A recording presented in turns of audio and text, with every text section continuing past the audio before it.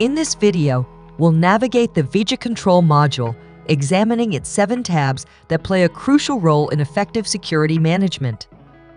The first tab is called Targets. Here you can manage the list of clients or sites with guarding services.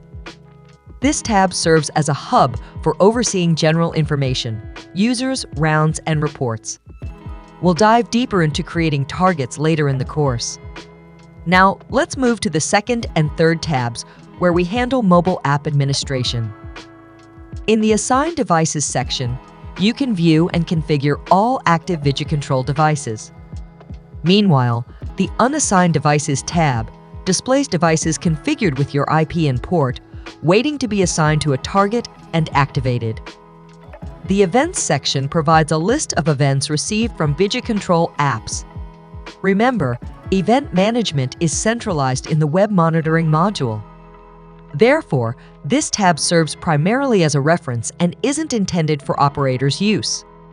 Next up is the Tracking tab, granting access to real-time and historical positions of each device.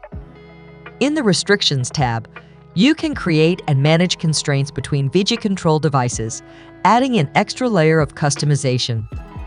And lastly, Connected Users gives you real-time visibility of users with active sessions, those currently logged in. It also serves as your direct channel for sending push notifications. That wraps up our overview of the VigiControl module. Now, let's dive into the next phase, device installation and setup.